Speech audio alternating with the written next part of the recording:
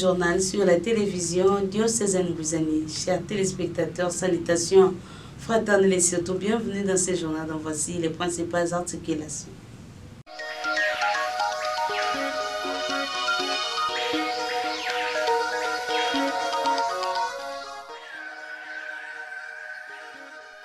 La construction du stade Joseph Kasavubu ex-Sokol par le gouvernement provincial, une préoccupation majeure pour la jeunesse sportive beaumatracienne. Les léopards de la République démocratique du Congo avaient croisé le Botune avec les lions de la Teranga du Sénégal le jeudi 6 juin dernier.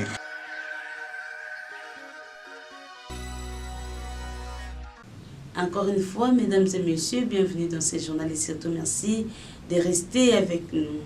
Après sa confirmation par la Cour d'appel du Congo central comme gouverneur élu de la province, Grace Bilolo Nkwanga se retrouve encore bloqué par le Conseil d'État et c'est après une démarche entreprise par son challenger, Dr Guy Bandundungidi. Comment expliquer cette affaire qui était censée terminer juridiquement rentre encore en justice? La réponse avec Maître Samba Mwanda Sambale.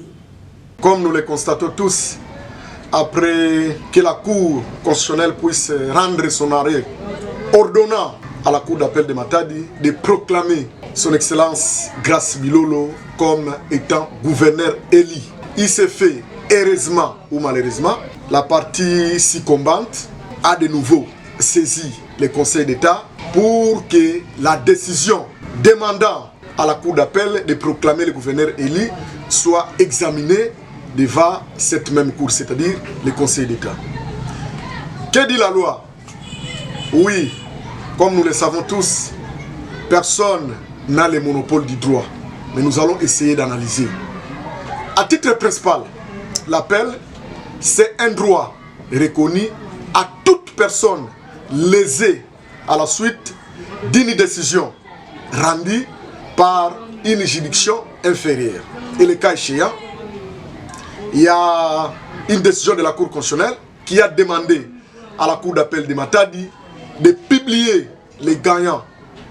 Et nous avons suivi la fois passée.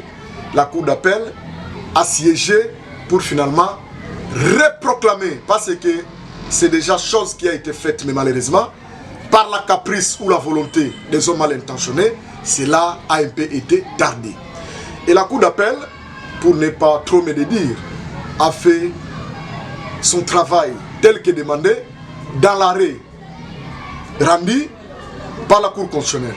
Et aujourd'hui, nous revoyons une fois de plus, par la voix des ondes, moi personnellement, l'extrait des rôles, avec comme affaire qui doit passer aujourd'hui, affaire opposant les candidats Guy Bandou contre les victorieux Grace Bilolo.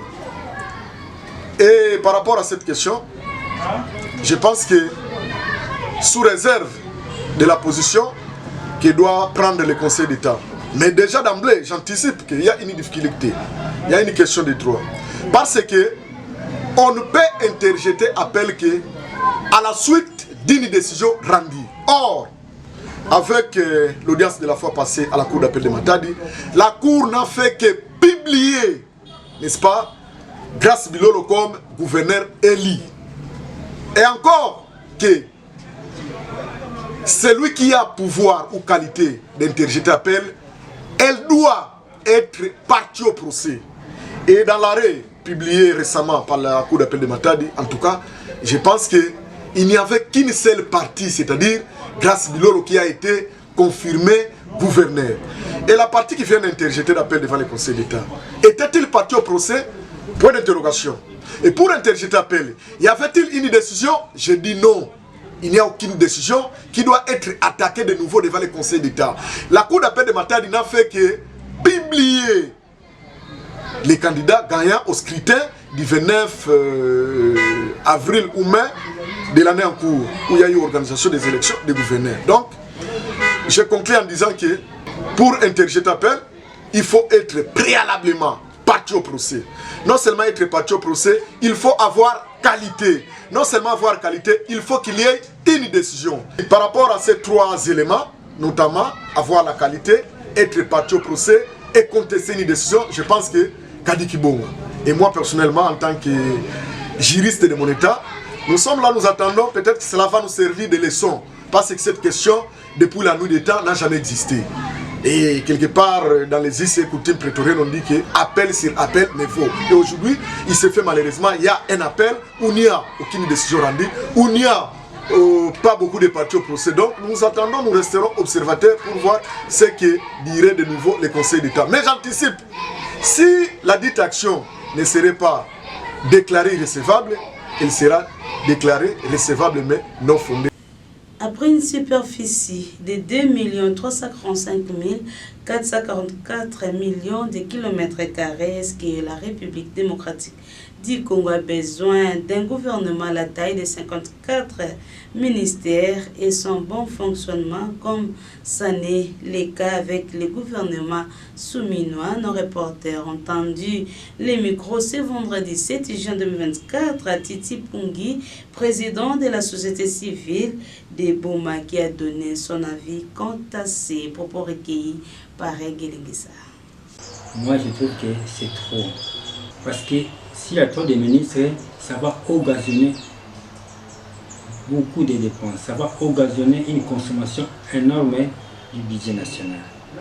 Selon moi personnellement, j'aurais aimé que le nombre soit vraiment réduit pour que le Premier ministre ait des manœuvres qui peuvent l'aider à réfléchir ensemble avec cette composition qui est réduite pour se concentrer à l'essentiel en vue de répondre aux besoins de la population.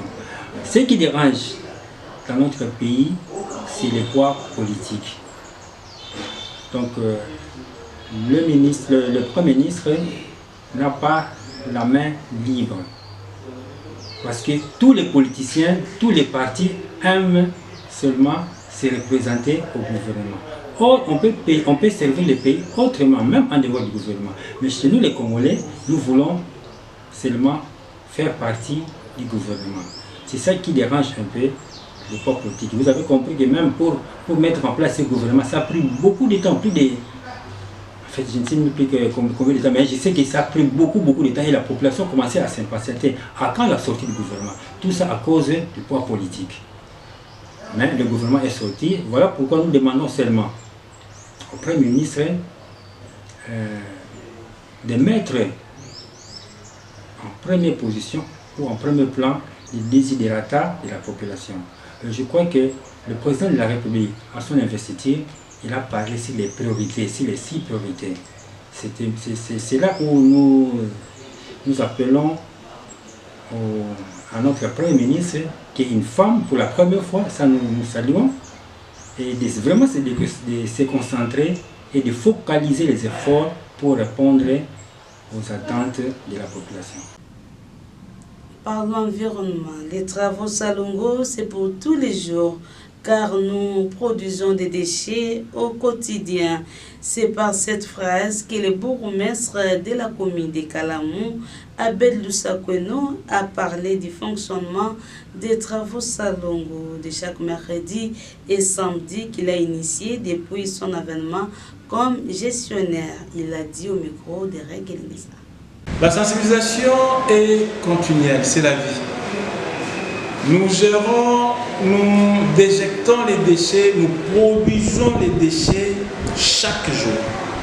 Et tout cela nécessite les nettoyages pour que nous puissions vivre dans un milieu sain et propre.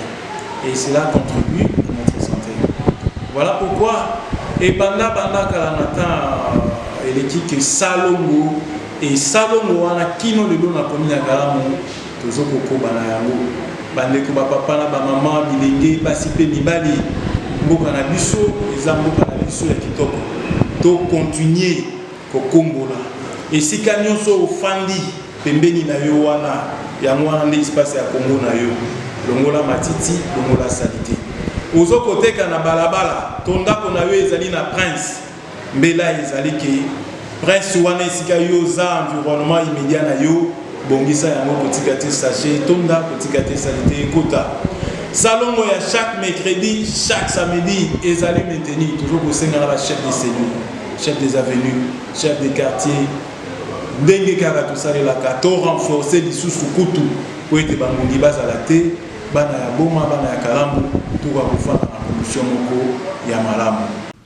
Regelingisa nous apprend qu'en présence des élèves de l'Institut Nzaongimbi de Mbatambenge, l'ingénieur Léonard Tamba Mouila, chef des sites de l'ICA, a tenu une conférence sur la nécessité des plantes dans l'environnement de l'école. La nécessité de planter dans l'environnement de l'école est le thème principal d'une conférence qui a été organisée le mercredi 5 juin dernier à l'Institut Nzaongimbi de Mbatambenge dans sa nouvelle salle de conférence quoique en gestation. La présentation du conférencier du jour, l'ingénieur Léonard Tamba Mouila, chef de site de lycée Mbatambenge, a été faite par l'abbé Jean-Paul Pola, préfet des études de l'Institut Nzaongimbi. Devant les élèves de cette école, le conférencier a exposé sur le thème du jour. Là, je ne reviens plus. Alors, nous voulons parler un peu en bref ce qui concerne notre thème intitulé là-bas, la nécessité de planter dans l'environnement de l'école. Qu'est-ce que nous allons planter dans l'environnement de l'école? Nous allons planter les arbres fruitiers, tels que nous avons commencé le travail. On a commencé à établir les germoirs.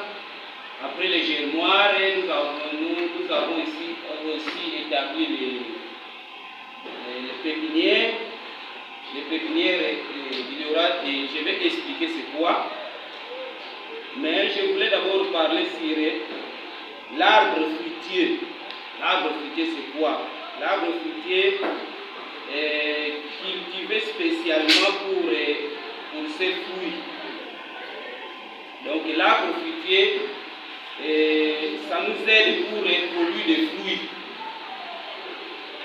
Et les fruits là, qu'est-ce que nous allons bénéficier sur les fruits? L'arbre fruitier, en premier lieu, avant que nous détaillions ce qui concerne les fruits, ça nous produit d'abord l'ombrage. Ce qui est important, je vois souvent les gens, quand il est fatigué, il est sous l'ombrage. Donc, sous l'ombrage, il y a beaucoup de histoires qui vont se produire sous l'ombrage. Alors, nous voulons un peu donner sur la propagation. Propagation, c'est quoi? La multiplication. Comment se multiplient les arbres fruitiers? L'arbre fruitier obtenu à partir des graines donnait le fruit 5 à 6 ans. Donc, pour obtenir l'arbre fruitier à partir des graines produites par l'espèce de l'arbre là que vous voulez exploiter. Ici de signaler qu'au terme de la dite conférence, l'ingénieur Léonard Tamba, accompagné de quelques élèves, a concrétisé les projets en mettant en terre quelques plantunes. Un exemple à suivre. Tout à fait autre chose, les dossiers de la construction du stade Joseph Kasavubu ex-Sokol par le gouvernement provincial, une préoccupation pour la jeunesse sportive boumatracienne qui s'impatiente sur le début effectif des travaux. Regelengesa revient un tout petit peu sur l'historique du lancement des travaux par l'autorité provinciale. La cérémonie de lancement des travaux de construction du stade Joseph Kasavubu ex-Sokol a été lancée il y a de cela plusieurs mois par le docteur Guy Bandou Ndungidi, en son temps gouverneur de la province du Congo central. Depuis le 17 février de l'année en cours jusqu'à ces jours, la jeunesse sportive boumatracienne s'impatiente sur le début effectif des travaux pour donner une lueur d'espoir que ces projets qui émanent du gouvernement provincial pour l'intérêt de la population boumatracienne va être concrétisée. À en croire certains jeunes hors caméra trouvés dans le parage de ces stades en construction. Une mission d'inspection en provenance de Kinshasa, la capitale, ainsi que les autorités de la ville de Boma étaient descendues il y a 3 jours passés sur le terrain pour se rendre effectivement compte sur la non-effectivité du début de ces travaux, alors que le gouvernement central avait déjà déboursé tout le budget nécessaire pour la reconstruction du dit stade. Une histoire qui reste encore à remonter la filière, mais les Bomatraciennes attendent toujours. La inauguration, lancement des travaux, mais jusque-là, rien ne va.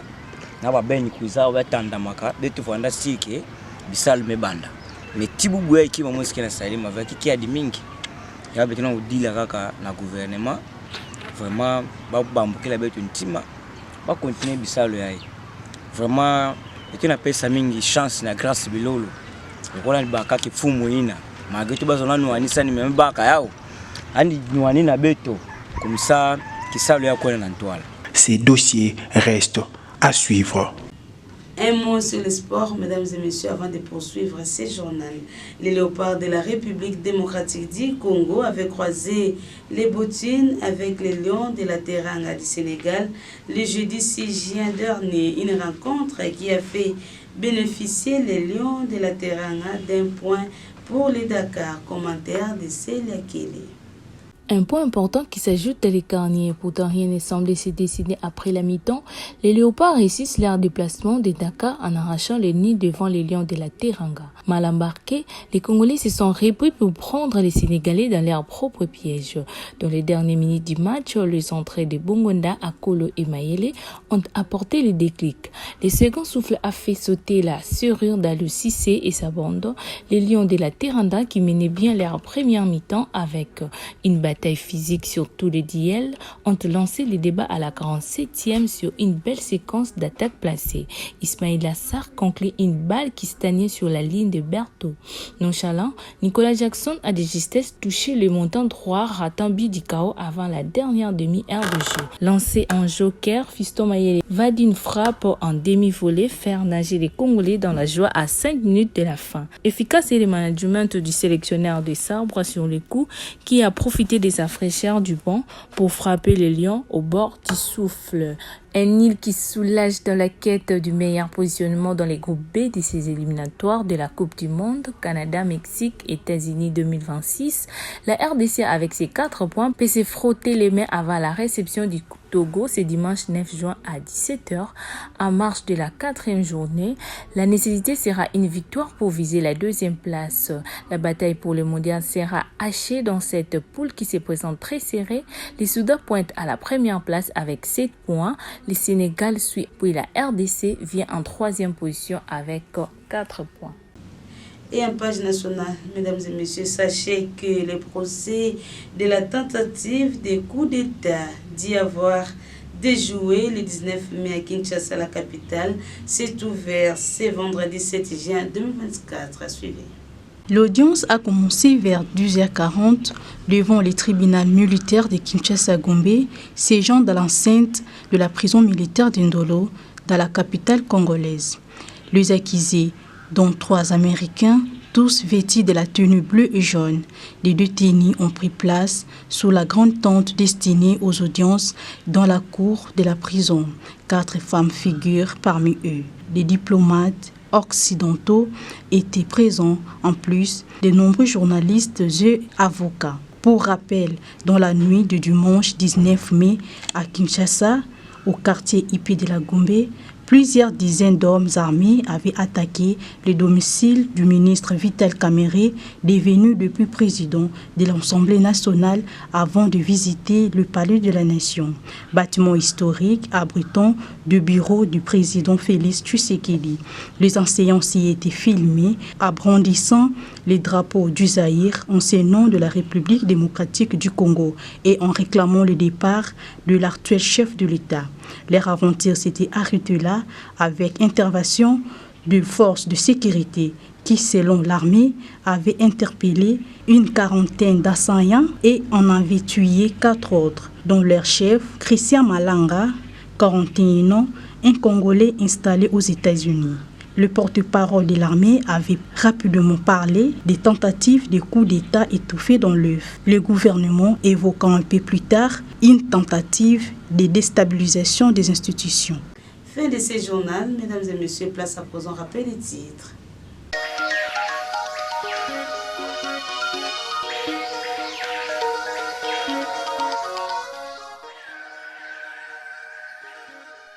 La construction du stade Joseph Kasavubu ex-Sokol par le gouvernement provincial, une préoccupation majeure pour la jeunesse sportive beaumatracienne. Les léopards de la République démocratique du Congo avaient croisé le Botune avec les lions de la Teranga du Sénégal le jeudi 6 juin dernier.